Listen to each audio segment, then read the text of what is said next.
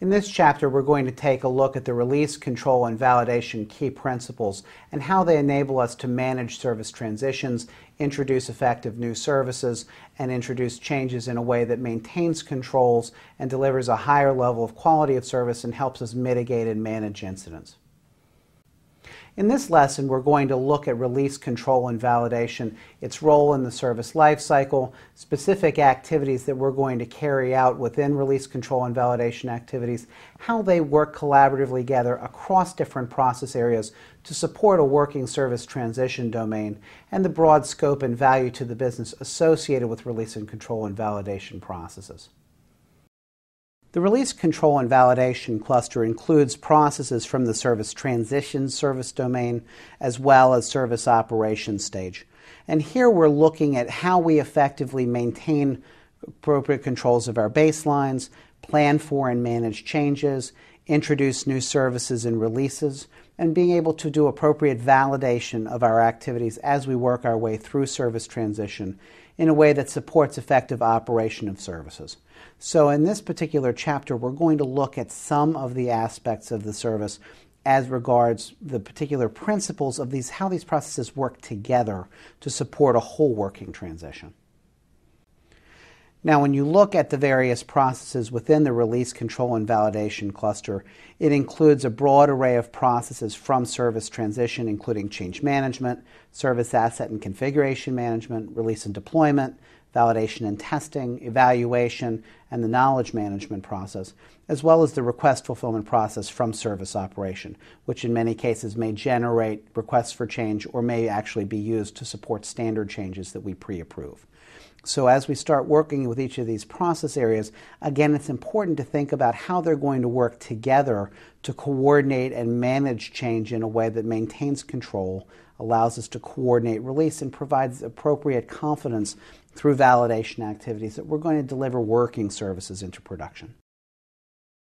Again, if you remember back from your foundations training, when we invest in building processes and services, we're investing what we might call our capabilities and resources in doing that. Resources, by and large, are stuff: hardware, software, money, people, and so forth. Potential energy we can bring to bear to support a service or a process. And then capabilities are how we then transform those service assets through management, through organization and process, through our knowledge and skills and capabilities and the experience of our people. What we want to be able to do, of course, is to use our service assets in a way that optimizes the benefits that accrue to the customer's service assets so that they can use their capabilities in a way that allows the business to achieve its mission and vision and goals and objectives. So as we start working our way through release, control, and validation activities, keep in mind that a lot of this, of course, is about managing risk. When we make changes, whether they're new services or changes to existing services, we're doing so for the purpose of creating outcomes for customers, enabling them to better leverage their resources and capabilities to deliver value. And so our job here really is to properly align ours in a way that optimizes theirs. When we look at the release, control, and validation processes, keep in mind, of course, that we're working largely in support of service transition activities. I want to be able to use a process like change management as my core governance process. How do we make changes to services? How do we assess them? How do we make decisions about risk and cost and impact and decide whether or not we proceed with changes in a certain way? In order to be able to underpin those change management activities, I want to be able to use processes like service asset and configuration management and tooling like a configuration management system to be able to make those impact assessments using good, accurate information of my configuration baselines. I want to use processes like release and deployment to oversee how we slot different changes into release windows, oversee how those are validated and tested together to ensure not only the functionality of the change, but also the service warranty, operational readiness capabilities, ability to do management of those changes and so forth, and then to use a process like change evaluation to ensure that we're not just changing hardware and software, but we're actually effectively changing the service in a way that delivers the expected benefits back to the customer. Last and certainly not least, we have the process called knowledge management up here, and their job is really to help us establish and maintain a service knowledge management system that provides underpinning information that supports all of these other process activities. How do I make effective decisions based on where I am, what I know, and what information is available to me in the organization?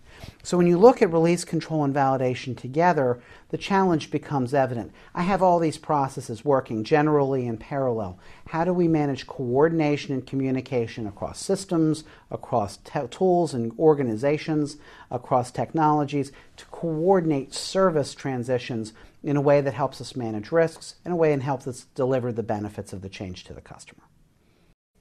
When we look at the role of release control and validation in service operations, largely it's to deliver effective working services so that service operation can provide appropriate support for them. In this particular case, the process of request fulfillment is included in the RCV cluster, and the reason is because many service requests are routine service changes that effectively have been treated as standard changes, pre-approved, and then essentially passed down to the organization as service requests to be managed by request fulfillment. So we really wouldn't be doing the right job of looking at change management governance if we weren't also looking at the process that's going to handle routine change implementations in a way that may ultimately allow us to reduce red tape and deliver those services more effectively and more cost effectively. As we start looking at release control and validation, the challenge is going to become immediately evident. I have lots of things happening at the same time. And so part of this is around coordination activities. Now keep in mind, of course, that even though we're talking about these as if they're really encapsulated as service transition processes, in many cases the work of these various process areas goes well beyond just the service transition stage. So for example, if you look at the very bottom, we have the knowledge management process, and it's consistently provisioning and delivering knowledge and capabilities across the life cycle, and not just here in service transition, but facilitating knowledge transfer for operations, providing a basis for knowledge capture for design and strategy, and so forth. Likewise, continual service improvement activities are going to be ongoing throughout the life cycle and are going to be providing CSI not just in ways that may generate changes for us to manage, but also improvements to all of the various processes we have here.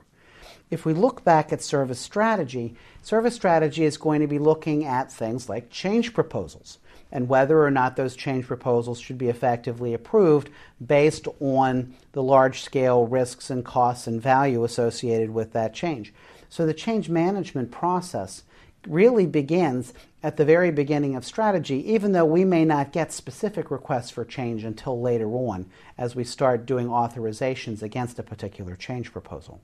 Likewise, my service asset and configuration management information is used throughout the life cycle to provide an accurate information basis for decisions. Can we in fact support this service? What kinds of existing capabilities do we have against this?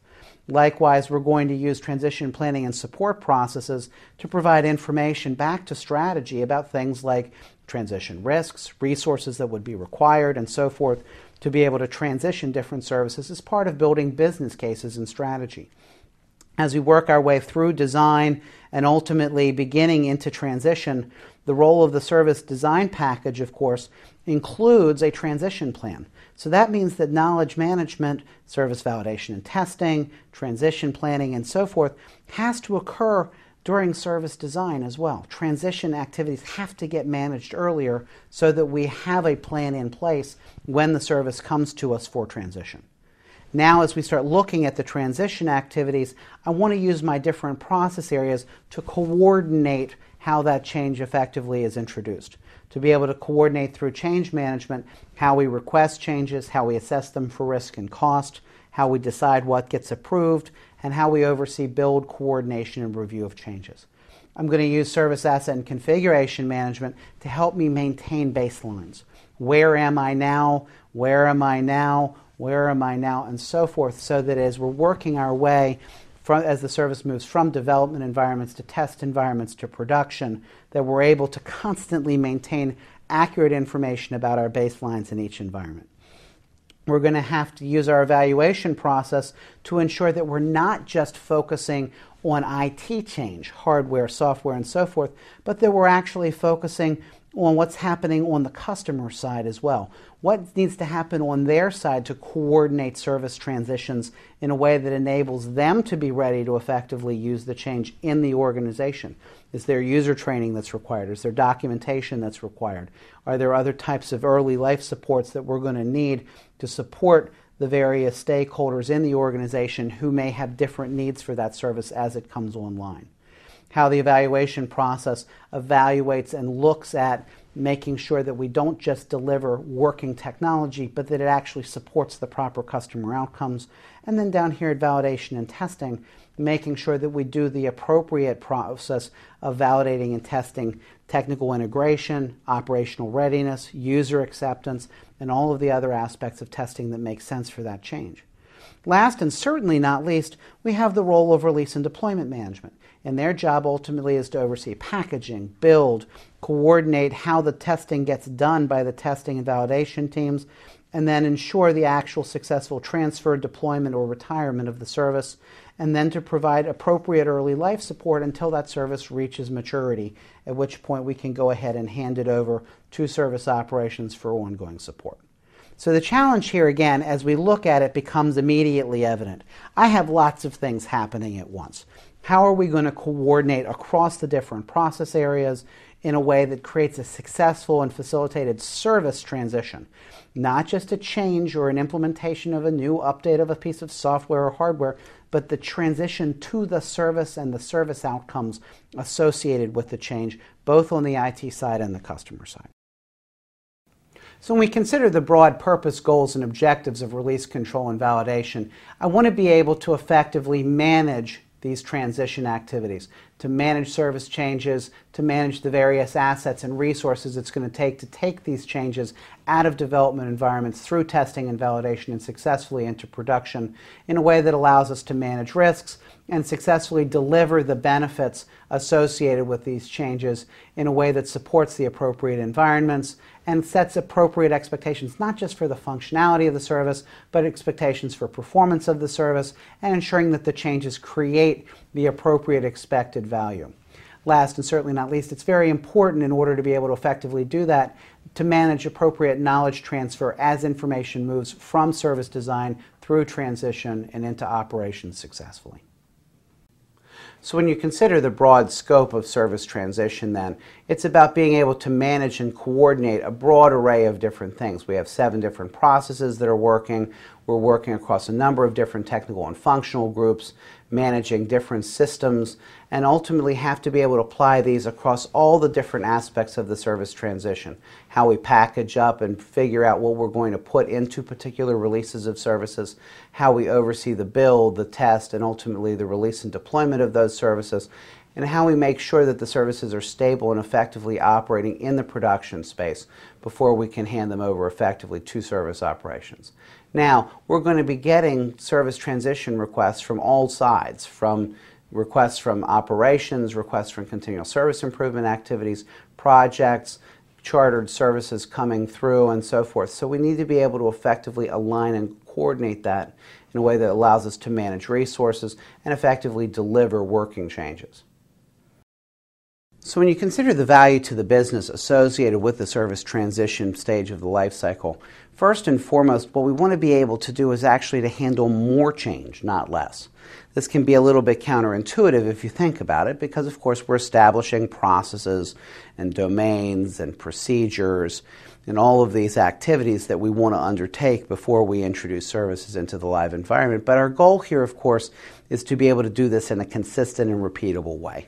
To be able to use change models and release and deployment models so we're not essentially making things up each time we have to go put services into production in a way that helps facilitate the introduction of change and overall improves productivity both on our side and our ability to both manage change and be able to reduce the number of incidents that we create, and also to be able to improve the overall productivity for the customer, again by reducing incidents and improving the overall quality and availability of service that they get.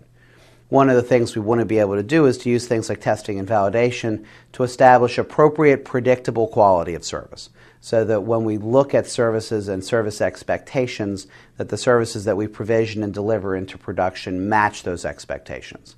If we do this right, this should help us deliver a higher success rate overall in the introduction of new services and changes, allow us to both create and sustain and use consistent, repeatable plans, and allow us to help the organization effectively adapt to change in a way that helps hopefully deliver strategic benefit, so the customer can effectively make changes and change their particular business processes based on opportunities in the marketplace, and that we become part of the strategic value of that organization in being able to help enable and support adaptations.